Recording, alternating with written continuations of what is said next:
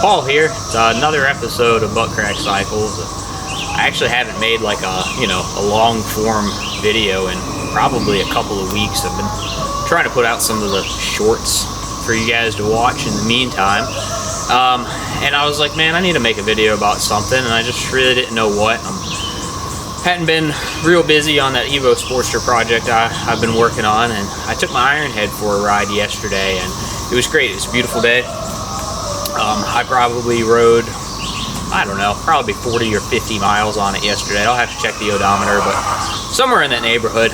And as I was kind of heading back home, I felt something kind of wet come on to me, and I'm like, oh, it's not raining. I don't think I hit a bug. And I looked down on my handlebars, and I had a little bit of brake fluid leaking from the front master cylinder. Everybody's favorite rooster. And so I was like, well, I need to go home. I just eased it back to the house, and when I got it in the shop, I was like, I haven't done what I call just like an Ironhead once-over. And that's what this episode is going to be about. Just stuff you should periodically check on any old Harley, whether it's an Ironhead, panhead, shovelhead, knucklehead.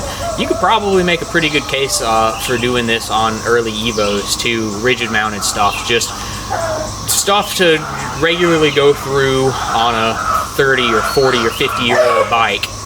So that's what we're going to do today. Just a quick checkup in between scheduled services. Check everything for leaks and make sure everything's tight. Okay, so we're inside at the bike now, and yesterday when I was riding this, it felt like I was seeing just a little drop of brake fluid sort of accumulate right here, and as I would ride, it would work its way on a handlebar. The handlebars, you obviously can't see this because you can't feel it because you're not here with me, but maybe you can make that out barely on my finger. It's a little bit, shiny because it's been wet right here on the bars. And it looks like, let me move the camera, see if we can get a better shot of this. Alright, you kind of see from the master cylinder gasket just running down right there. Not sure how well that comes through on camera, and just ends up just kind of dripping right here. So I think all we need here is just a gasket. The brakes still feel fine. I would think if this was the leak here on this bushing, they'd probably have, kind of a spongy feeling brake lever, but still got, good brakes. So I'm going to start with just ordering a gasket for this, and we'll go from there. And the next thing that I want to do after that, because that's like my one known issue, is just work through the bike from front to back and just go over anything that can be a problem. I'm going to check the axle nut torque on the front axle. We're going to check the brake caliper torque on both of the calipers, so all 4 bolts. I would say check tire pressure, but I check tire pressure before every single ride. So that's something I do every time I ride any bike. But if it's not something you do, maybe it should be something you should do. We'll probably double check the torque on the handlebar, on your riser bolts. These things, at least my bike, is bad about. My highway pegs will sometimes work themselves, vibrate loose where they bolt through up here in that front motor mount oil filter area, so we'll check that. Double check the battery box hold down. Sometimes those rattle loose. This one seems fine. We'll go back and we'll check passenger pegs. We'll check the rear caliper torque. We'll check the rear axle torque and upper and lower shock mount torque on all of that. But yeah, let's stop talking and start working. All right, we're gonna do low-hanging fruit first. Turn the bike on.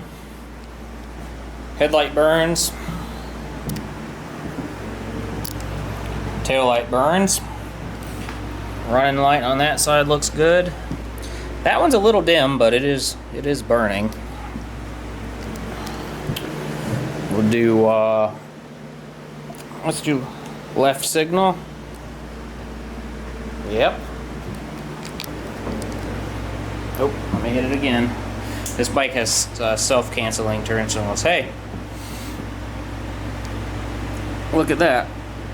We don't have a left turn signal at the back. So that's new. And this is why we do this stuff. Right turn signal.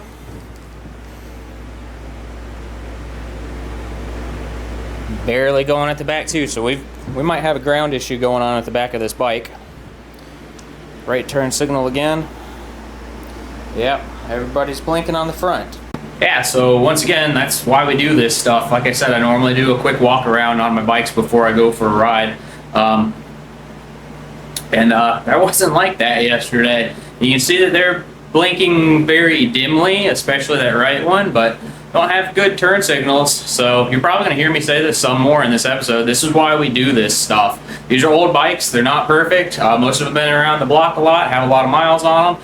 Who knows how many people have owned them before you've gotten them. And I always consider myself like the caretaker of a bike. It's my responsibility to keep this old bike alive and going. And making sure that the lights work on them if they're so equipped is pretty important.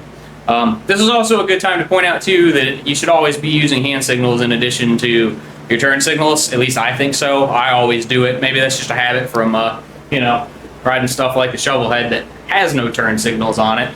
But I always throw up a hand signal too. So I'm glad that I've gotten myself in the habit of doing that, because I probably rode around most of the day yesterday, or at least part of the day yesterday, with no rear turn signals and had no idea. Alright, we're going to get back to the electrical stuff, but for now, it's time to open the shop manual. I harp on this a lot. If you don't own a factory shop manual, get one.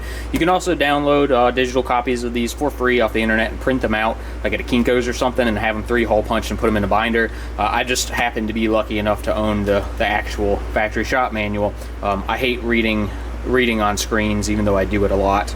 Anyways, RTFM, read the effing manual. Slider cap nuts, 11 foot-pounds. Axle nut is 50 foot-pounds.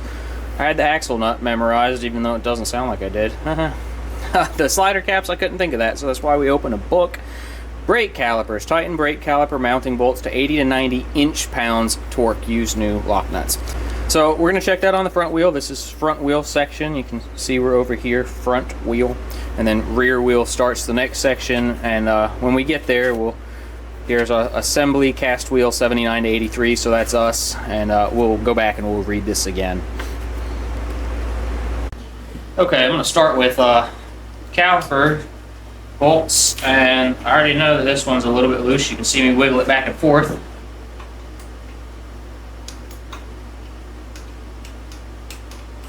Too bad though. Oh. Huh. That one got about quarter of a turn on it before I put the torque wrench. Do the other side. Y'all probably can't see this, but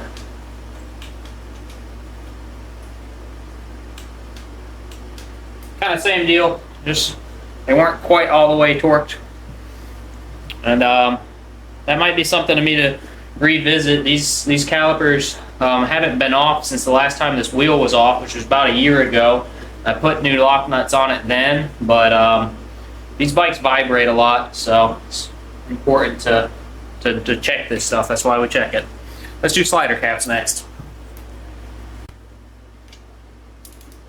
Oh, helps when you get the right size socket. Hang on. I'm back. Those are good. Same deal, I'll just do the other ones off camera. Alright. Do the front axle nut next. Sweet. See again, I moved it just ever so slightly. I don't know if it comes through good on camera, but we were maybe, 5 to 8 foot-pounds low on that. So again, it's just stuff that you check. Okay, and working our way back through the bike. Just wanna, while I'm here, just quickly double check this front mount plate. Yeah.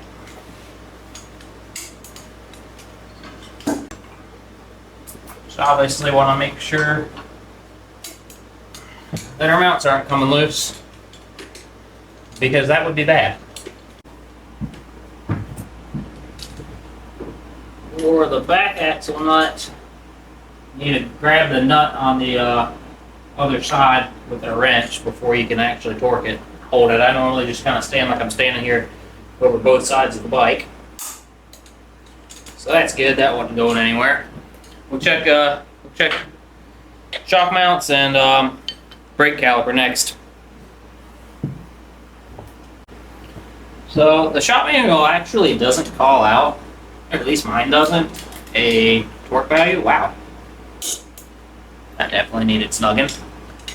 For these, so just using standard torque. If you don't know what standard torque is, SAE, or at least I assume it's SAE, has sort of just agreed on standardized torque values for fasteners of different sizes and of different constructions. So they'll say this is whatever size bolt it is, 3/8, 3/4, and it's grade 5 or grade 8 or whatever, fine thread or coarse thread, and it should torque to whatever. Like a 3/8 bolt generally is like 28 to 31 foot-pounds. And that's just standard torque value. You can buy a standard torque sheet or just Google it and print one off, tape it to your workbench. Pretty useful if you can't find a called out torque value in a shop manual. You can just look that up and then you'll know a pretty good range of where to be based on your diameter, thread pitch, or excuse me, based on the diameter, coarse or fine thread, and material of your fastener. Okay, last thing back here is we'll do brake calipers. I'm sorry, I just now realized that the lighting on those previous shots, that everything on the back axle was kind of crooked and a little dark, so I fixed it. But that was already tight. So we're going to move on to a couple last little small things, and then we're going to get back to worrying about these turn signals, because that'd be really great to fix. Alright, you might notice I've had a wardrobe change. I lost track of time yesterday and realized, oops, it's time for me to leave and go get Kenneth from school. So Saturday is the next day. It's been raining all day. Walked out here to keep working on this. And I'll show you what I've discovered here on the lights. These tail lights, these are 1157s, but they've got these really cool, like, I don't know, late 70s, early 80s style, bumpy, I don't even think they're LEDs. In any event, you can see I can get them to come on or off, just wiggling them around in the bulb socket. This one, the left side one, is worse than the right side one. So I'm going to show you what to do to fix this, just kind of on the cheap. So all I have done is just taken a piece of electrical tape and just wrapped it around the bulb just to give it a little more tension in the bulb socket. The more I look at these probably actually are LEDs. Regardless, that doesn't matter. But yeah, now, you know, seems pretty tight. It's a whole lot better than it was. Did it on both sides, so let's do a quick light check again.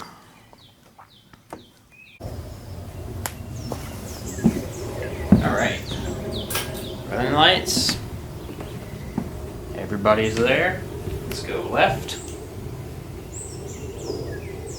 Yep. Go right. Yep. And just for kicks and giggles, brake. See that reflecting off of the camera, so say we fixed it.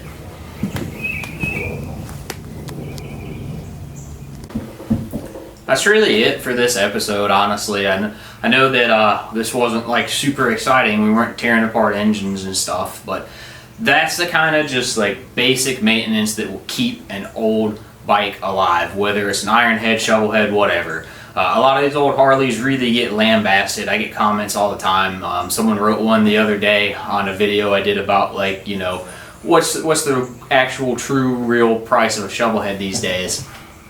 And this person wrote a comment that was basically along the lines of, like, if you paid more than $1 for one of those old unreliable pieces of junk, you paid too much. And that's definitely an opinion a lot of people have about old Harleys, but a little bit of common sense, a torque wrench, and a shop manual goes a long way to keeping one of these bikes on the road in good running, good, reliable, safe, mechanical condition for years and years and years. It's really not that hard. Love your bike, own your bike, take care of your bike, spend the time to go over it. Don't just ride it and park it and then be pissed at it when something breaks. Chances are that's more your fault than it is the fault of your motorcycle. And that's my advice to end this episode on. Take care of your junk. That's it. Thanks for watching as always, and I'll catch y'all on the next one. Bye.